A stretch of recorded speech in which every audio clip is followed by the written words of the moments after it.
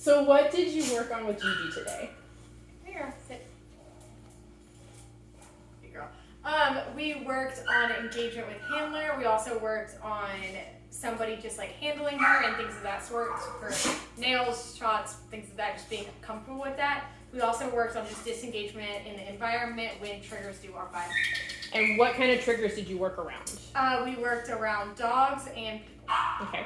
How close were you able to get with her, with other people or other dogs? We were able to get pretty close, and part of it was just not engaging in her own excitement of, oh my gosh, I see somebody, I see this dog, and just, doing other practices to just distract her from that, or, getting her away from that, and just completely ignoring when she was whining and staring at a person like, hey, we don't really care about that. Like, I know you're feeling that way, but I don't care about that, and you shouldn't care about it because I'm your owner. I'm taking care of you right now. You should be okay with that. Okay. Can you show me what that looks like? Like, yes. I'm here in the room. How do you as the handler and how am I as the owner supposed to work her through that scenario? So part of it was say the distraction's walking by and she looks in and immediately looks right at me, I would just reward. And one way I'll reward is just throwing the treat like that and just getting it out into the environment, because she loves to use her nose, so like throwing it out into the environment, just going and just throwing it like that, just get her away, get her moving, get her mind smelling, because smelling also helps decompress and like get the mind elsewhere. Those were things that I would do to like help manage her. Okay. Situations. And what happens if she starts yanking me around or pulling me towards the distraction? I just kind of stood there and let her do her thing, and it was like, and then just kind of when she would get back engaged with me, throwing something else to distract her away from it. And she eventually got to the point where she didn't even care about the distraction. She was like, I care more about, because you're excited and you're throwing treats, and I would rather the treat than this dog that's like walking by. Okay, so I can be exciting too and like try to get her attention back on me. Okay. Yeah, right. And I would just stand there and just completely ignore it, and then whenever she would give me engagement, I'd do the little toss, throw it for her, allow her to go and get in the grass and okay. And I've been delivering from the hand when it comes to food reinforcement. Is that a problem? I don't think it's necessarily a problem, but you have to read the scenario in which where you're giving a hand. Okay, we're just doing some basic obedience, there's not much distractions. Okay, I can give it through the hand.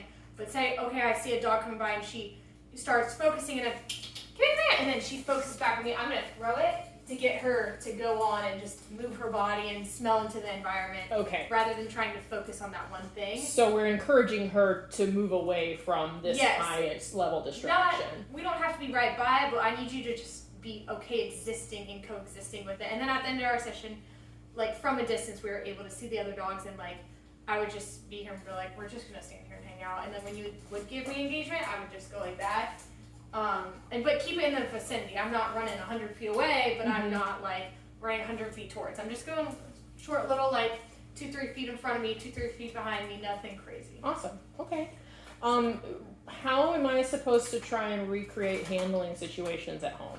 So one thing you can do is just like when you're with her, you can just grab her body, grab her feet, grab her butt, her hands, everything. Just kind of feel her around, and also like having other people as well, just kind of feeling her body, people that you're comfortable with and she is comfortable with, not having some stranger just come around and touch her. But like you have a friend of the house or whatever, just kind of feel her, just do basic handling, and then when she does it, just give her a quick treat reward, just kind of saying, hey, thanks for allowing me to do that, we're good. Okay. What if she's not comfortable with it? What if she like shies away or tries to roll out of it or like gets real low on the ground? I would just work through it. Like, it might take a few more minutes. Let's wait until she's a little more comfortable and let's get back at it, because working at it at home is just going to continue to build her up. Let's not try to build her down. Like at home, we're just practicing. We're here, you don't have a choice. We have to get it done.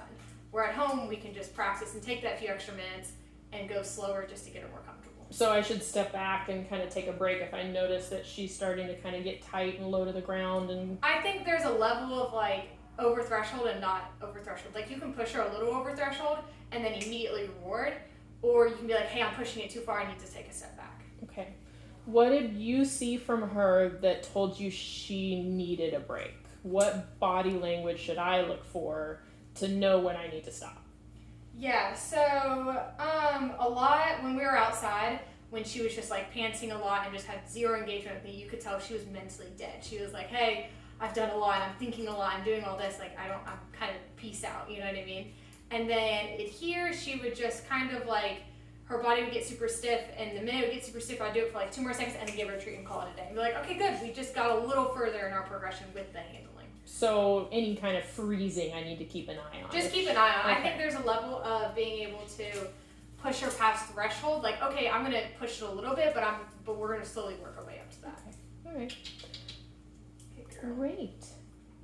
Is there anything else you feel like I need to know to set me up for success between today and our next session? I think just continue to work on engagement around triggers, and also just not feeding into her own anxiety and anxiousness, because when we were outside, she would just whine when she saw a person or a dog, because it's just excitement, like, oh my gosh, I get to go and see, and I would just stand there like, okay, we're just gonna hang out here. Like, I'm not gonna engage, I'm not even gonna be like, it's okay, like, no, I'm just not even gonna pet her, talk to her, whatever. Oh, she wants to offer me engagement, and she's not pulling or anything. Okay, we can do the little fun game and just play around it. Okay, But so I shouldn't kind of feed into No. her excitement by trying to talk her out of it or anything Because like that. we already know she's friendly, she loves dogs, she loves people, and so us being like, oh, it's okay. They don't hear it as it's okay. They hear it as, oh my gosh, wait, it just hypes them up. Okay, so they just So- hear that I'm excited about it too, and Yes, that's gonna be yes. in like a loop for them. Mm-hmm. Okay. And she's also very confident. When we were outside, we were on the rocks. She would climb right up on the rocks,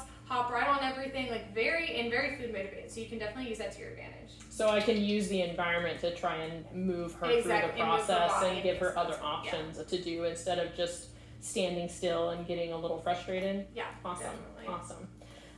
One thing I think we also noticed is that she loves a good toy. She Yes, loves play. loves squeakies. So another option to do, at least as a replacement for food rewards, which we saw kind of built arousal and frustration, would be to maybe bring a tiny toy that we know she enjoys on a walk. Or if we're practicing handling, you could use that as a nice decompression opportunity for her to relieve any frustration or stress that's caused by hands-on interaction, I think. Definitely. Just don't throw it at her, because apparently that's kind of scary for her when she sees things coming at her. Right. Great.